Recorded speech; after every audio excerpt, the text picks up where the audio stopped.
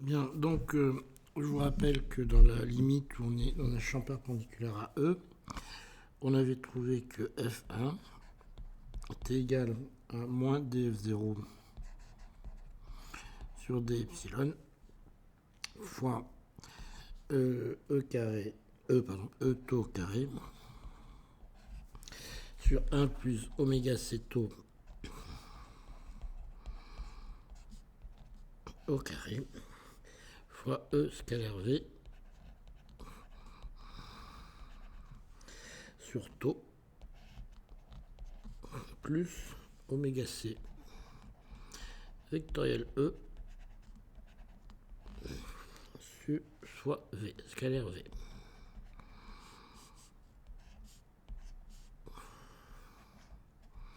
Et maintenant, on va calculer le courant si on met un champ magnétique dans le plan perpendiculaire à l'échantillon.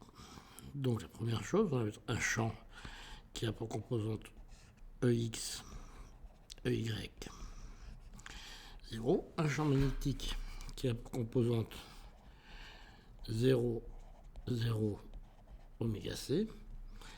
Et un champ qui a pour composante oméga C vectoriel E, pardon, un produit vectoriel, qui a pour composante moins oméga C fois EY, oméga C fois EX, et puis 0.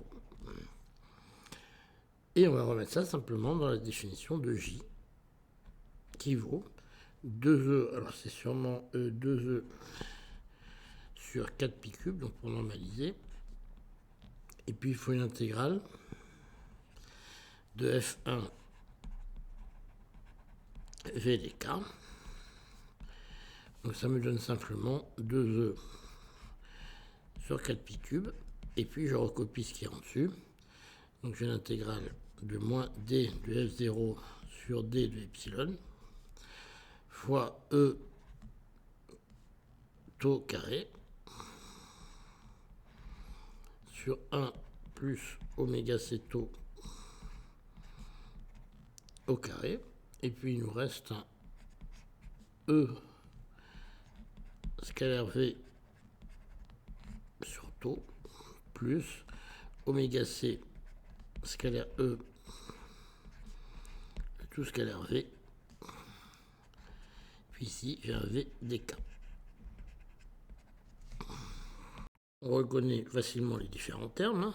On a ici ce terme-là, c'est simplement celui-ci qu'on retrouve là. Ça, c'est le terme qu'on retrouve là. Et ça, c'est simplement le terme qui veut, parce que comme on est en train de calculer le courant sur la direction X, eh bien il faut regarder ça, il faut projeter sur la direction Vx. Donc c'est simplement ce terme-là qui fait NEV. Alors, si on continue, on a deux termes qui apparaissent. On a le premier et le deuxième, évidemment. Donc les deux termes qui apparaissent, le premier terme, c'est un terme qui va valoir, donc si je fais un peu sauter des constantes qui traînent, on a essentiellement un terme qui va être en E carré.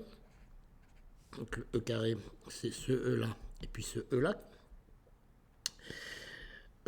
Et puis on a un Vx, Vx, Ex, donc on a un V, et puis j'ai ici un Ex. Donc j'ai un Vx, Vx, Ex.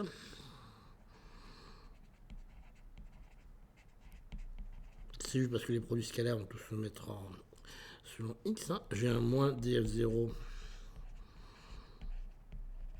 sur d epsilon. Et puis je fais apparaître un n de epsilon qui est la densité d'état parce que je vais passer une intégrale sur l'énergie. Et puis il me reste ce temps de relaxation qui va être un taux sur 1 plus oméga c taux au carré. Puis il me reste un d de epsilon.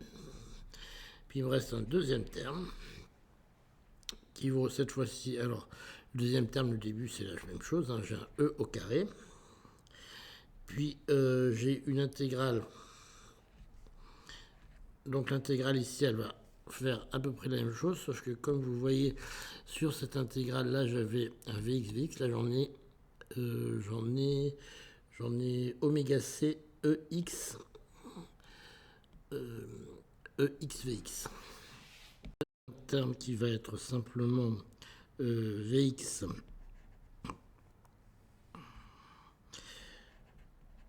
fois moins oméga C fois EYVX. D'accord. Alors là, il faut faire attention parce que j'ai moins YVX parce que c'est le champ qui est dans la direction VX, il a pour produit scalaire moins oméga C VY. Donc c'est celui-là qu'on voit ici apparaître dans le produit vectoriel. On a le moins df0 d'epsilon. Et puis à nouveau, le n de epsilon. C'est dans cet état. Par contre ici, un truc un petit peu différent, qui va être ici un taux carré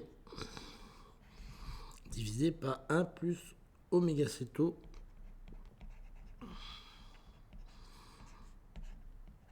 au carré des epsilon. Donc je vous rappelle que oméga c taux, c'est un nombre qui est sans dimension. Donc là, vous reconnaissez en fait la forme de ce qu'on avait avant pour le transport. On avait défini une valeur moyenne et vous obtenez, si vous reprenez le calcul qu'on a fait avant, vous obtenez simplement que sigma xx est égal à sigma xyy qui est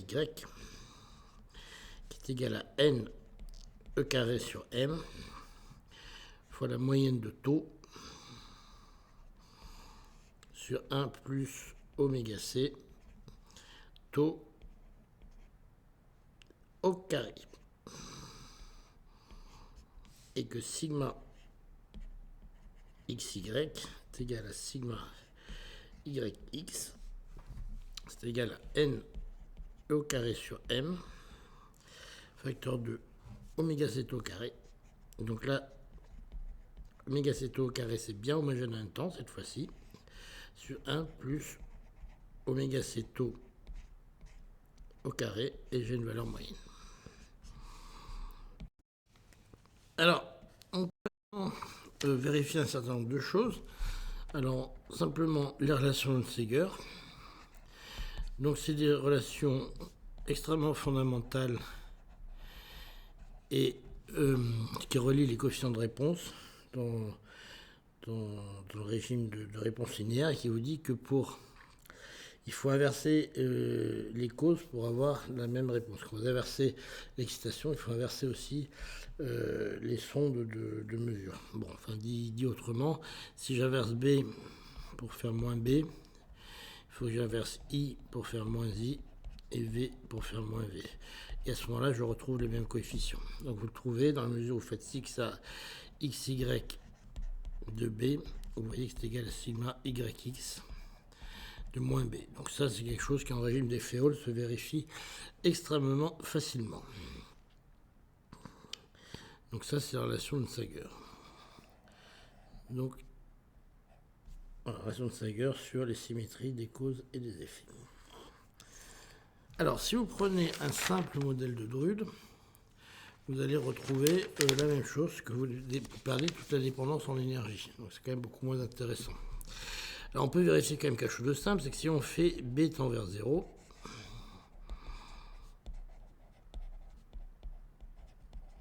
eh bien vous vérifiez que sigma xx tend bien vers N2 taux sur M, puisque vous avez évidemment oméga c taux qui tend vers 0, et puis vous avez sigma xy qui lui tend tranquillement vers 0. Et ça, c'est OK avec ce qu'on attend en champ nul. Donc tout se passe bien.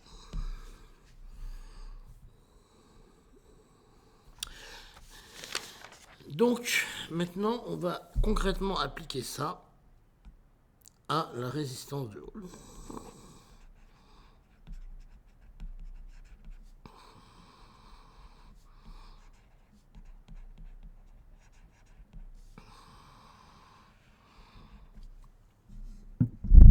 Donc la résistance de Hall, qu'est-ce que c'est? C'est simplement un système où on a un courant qui passe comme ça. Vous avez Jx. Vous avez de façon évidente Jy égale 0. On ne va pas sortir l'échantillon. Vous mettez un champ B. Vous avez EX. Puis EY. Alors, il fait un champ θ avec EX, puisque vous avez à la fois une partie du champ qui est due à l'accumulation de charge le long des bords, et puis à la fois un champ qui est dû simplement à la tension qu'on applique. Ok, donc si vous regardez sigma xx et sigma yy, bien, ce qu'on vient de voir, c'est que dans la limite des champs faibles, c'est égal à n au carré tau sur m, avec ici un taux moyen. Donc on va se placer toujours dans la limite des champs faibles.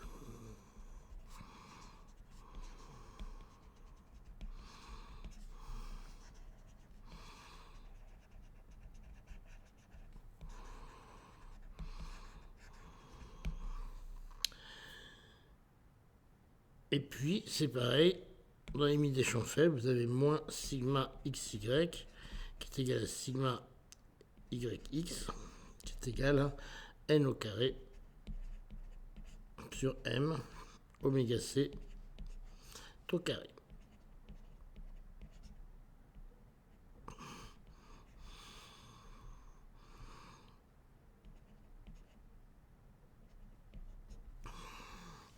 Voilà, on part de là. Donc en fait, on peut l'écrire simplement sous la forme d'une petite matrice, où vous avez Jx, Jy est égal à 0. Puis vous avez ici une petite matrice toute bête avec tau moins oméga c tau carré, oméga c tau carré, puis ex, ey.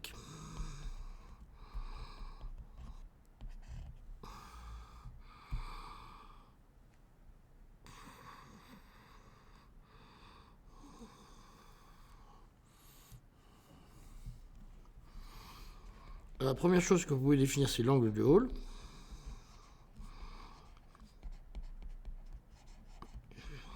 Ça, vous le définissez par l'angle de Hall tangente θh, qui est tout simplement EX sur EY. Ça, vous trouvez que ça vaut simplement moins oméga c sur tau carré sur module de tau. Vous écrivez simplement que vous avez Jx, par exemple, qui est égal à tau à n e au carré sur m fois tau ex moins oméga c tau carré ey. Et vous avez maintenant que les deux composantes sur x et y sont là, donc la tangente, c'est le rapport des composantes.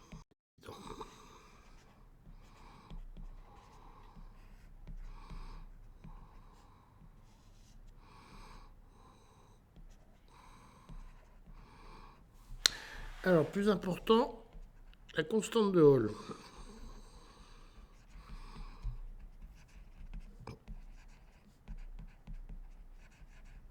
Elle est définie par EY est égal à R Hall fois B fois JX. D'accord? Donc, on va essayer de trouver ça. Le problème, vous voyez, c'est qu'on a, en fait, on a des sigma, il faut trouver des B. Donc, en fait, le truc, il est tout con. Il faut inverser notre matrice pour trouver ce qu'on a envie de trouver. Alors, c'est tout con. On va essayer de le faire sans se planter. Donc, on écrit simplement que JX est égal à sigma XX EX plus sigma XY EY. Pourquoi pas? Et puis par ailleurs, on écrit que JY est égal à sigma YXEX plus sigma YY EY. Bon, alors nous, ce qui nous intéresse, c'est trouver le champ EY. Donc on va plutôt s'intéresser à regarder ce qui se passe en EY. Donc on écrit que EX est égal... Alors JY est égal à 0, ça on l'a dit, puisque l'échantillon ne sort pas, les électrons ne sortent pas de l'échantillon, donc il n'y a pas de courant en Y. Donc ce qu'on écrit, c'est que EX simplement est égal à moins sigma YY sur sigma YX de EY. D'accord? Et vous obtenez à ce jeu que que JX est égal à moins sigma XX sigma YY sur sigma YX de EY plus sigma XY de EY.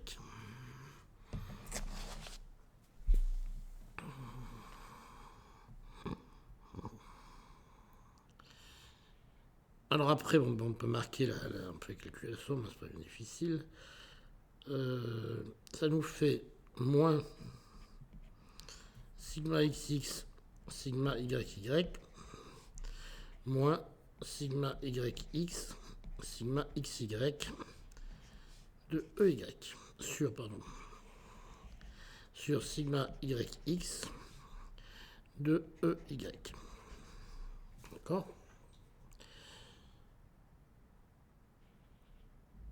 Alors je peux éventuellement changer mon signe, ça sera plus propre. Donc j'obtiens que sigma XY, sigma XX, sigma YX, sigma YX, sigma XY, EY est égal à sigma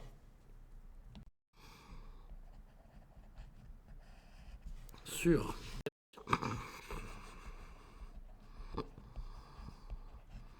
plus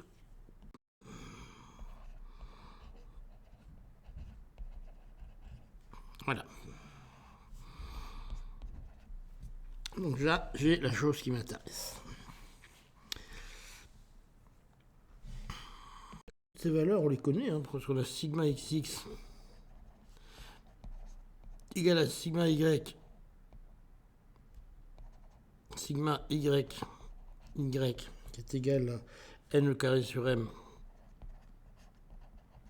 fois valeur moyenne de taux.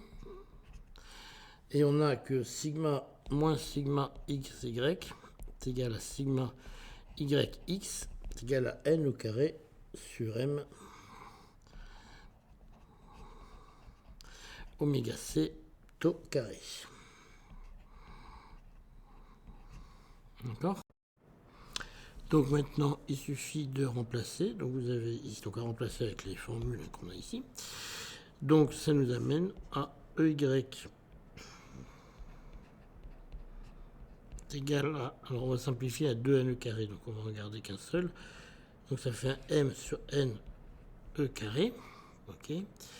Alors le numérateur c'est un sigma xy, donc ça vous fait un moins oméga c facteur de taux carré en moyenne. En bas, on a sigma xx, sigma xy, donc ça nous fait simplement une moyenne de taux au carré. Puis plus sigma yx, sigma xy, donc sigma xy, sigma yx, ça nous fait un moins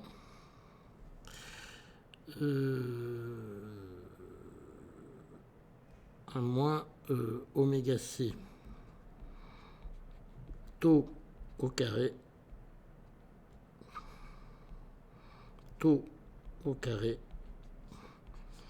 le tout au carré. Pour vérifier que j'ai mis le bon signe. Donc ici, sigma yx, c'est un terme qui est positif, sigma y, c'est un terme qui est négatif. Donc j'ai bien un moins ici. D'accord? Donc je peux le remettre dans le bon sens. Ça me fait oméga c taux carré divisé par oméga C taux carré, le tout au carré, moins taux au carré. Alors si je regarde les dimensions, maintenant, ça, oméga C taux carré, c'est un temps. Ici, j'ai un temps carré, donc c'est bien un temps sur un temps au carré, c'est bien l'inverse d'un temps. Donc tout va bien. Alors maintenant, la seule chose que je peux faire un peu, ça a été une mauvaise idée en fait d'inverser les deux, le dénominateur, c'est que je peux faire un développement limité en oméga C taux ou oméga C pour oméga petit. Donc je vais vous montrer comment on peut faire ça. Donc j'écris, donc là j'ai un JX qui manque évidemment. Donc je peux faire ça en écrivant la chose suivante, EY est égal à moins oméga C taux carré. Et là, je vais factoriser simplement le taux carré. Je dis que ça, c'est 1 moins oméga C taux carré. Excusez-moi. 1 moins taux carré, le tout au carré,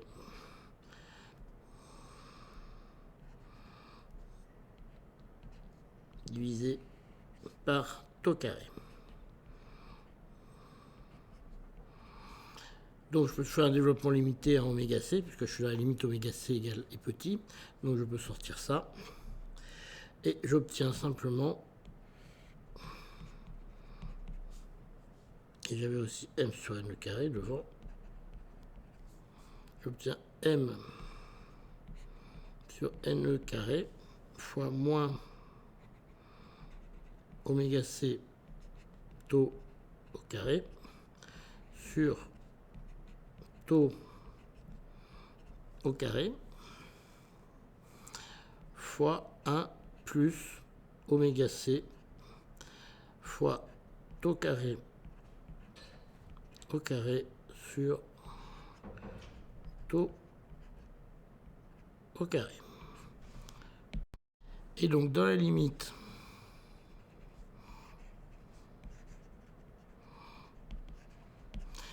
B tendant vers 0, c'est-à-dire oméga C tendant vers 0, eh bien on obtient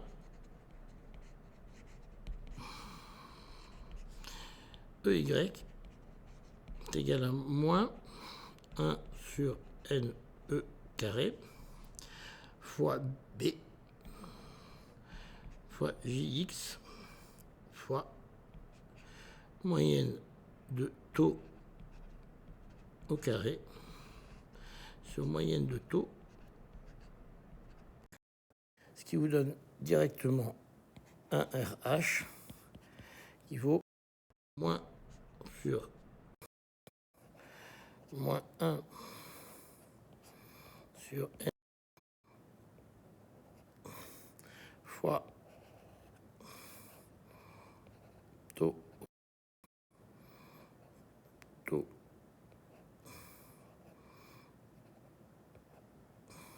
pourquoi il écrit plus mon truc,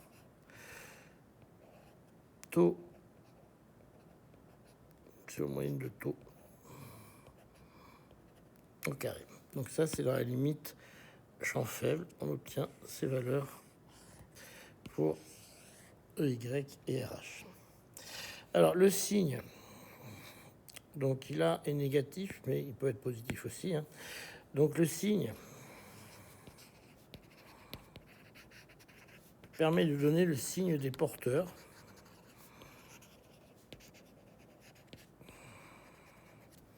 OK. Et la pente de l'effet Hall donne la densité de porteurs. Donc c'est pour ça que c'est très utilisé. Vous avez à la fois le signe et la densité de porteurs, tant que vous n'êtes pas dans un régime d'effet Hall. Enfin, on dirait l'effet Hall quantique vous donne aussi le signe et la densité, mais c'est beaucoup moins évident. Et ce que vous voyez, c'est que c'est donné par une seule échelle d'énergie, c'est le temps de relaxation.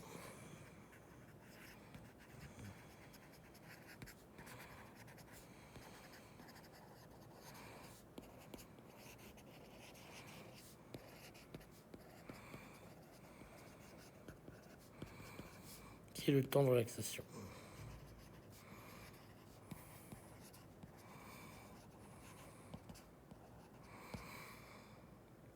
Voilà, j'espère que c'était plus clair que ce matin. Je vous remercie.